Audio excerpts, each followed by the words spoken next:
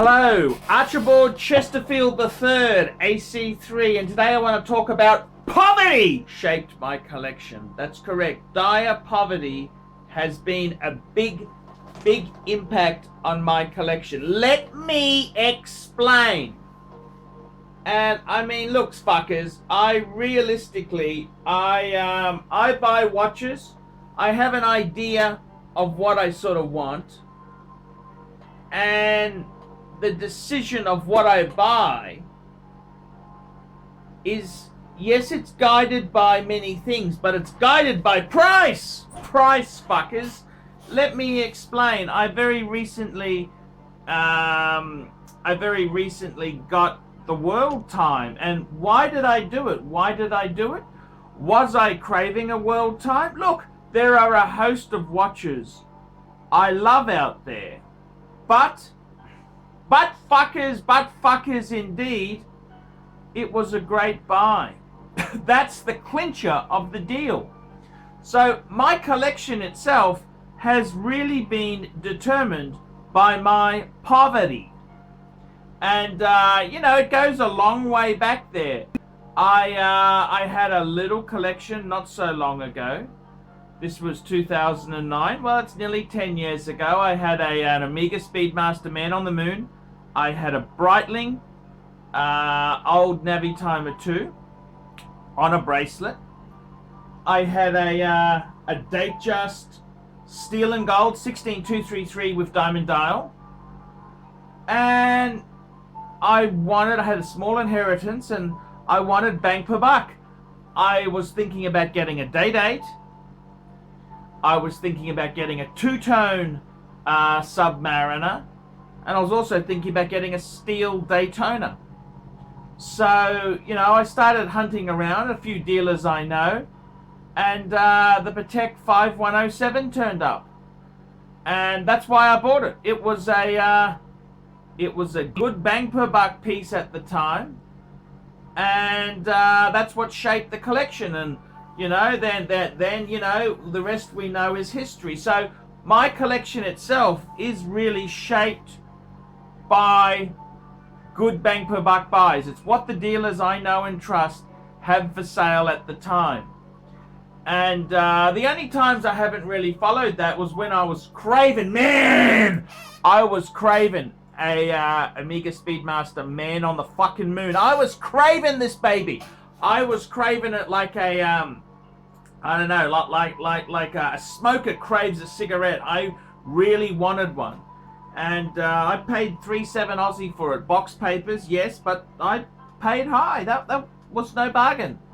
3.7. I paid 3.7. Then I couldn't even, then I got another one came in and I couldn't sell it for similar money. Admittedly, that was with no box and papers. But what's box and papers worth on a fucking Speedmaster? It's not, it's not half the price, is it? I mean, box and papers, what? $400 max, I suppose.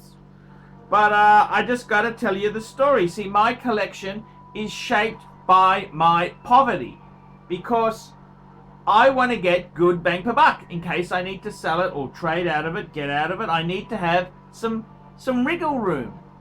And I recently, I got a World Time. That was because the deal was so good. It's not because, hey, I really crave, I do love, I got certain feelings. I do love Patek Philippe. I do love solid gold Rolex. It's really, my collection is shaped by my adverse poverty. I gotta buy things at the right bang per buck.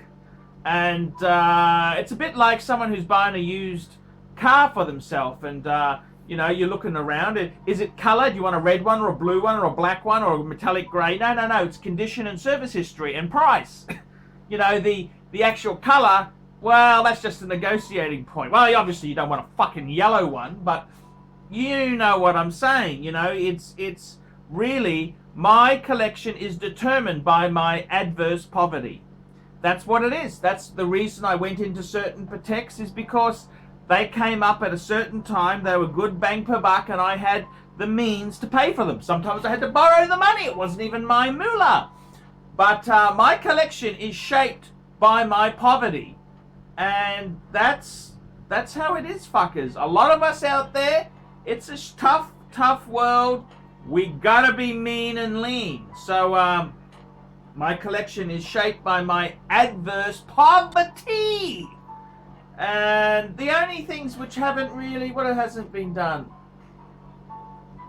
I suppose the Amiga and the Explorer 2. I always wanted one. Actually, I sold my No Date Sub, which, looking back in, that was a dumb move to do that one. But you know, I wanted the Explorer 2 and Polar. So yeah, that's how it goes, fuckers. So there you go. I'm Archie Luxury. Tell me what you fuckers think of that. We specialize here in pre-owned Rolex watches. Rolex watch is a very special timepiece, and we always do the servicing exactly as factory specifications. We buy a pre-owned piece and we put it into brand new condition. We have Rolex certified technicians working on that. We completely disassemble the piece, we adjust and polish and change every single part of the watch. You have to have certified watchmakers that know what they're doing. If you have an expensive car, you're just not going to bring it to any mechanic that doesn't know what they're doing. You spend $5,000, it's like if you put money in the safe deposit box.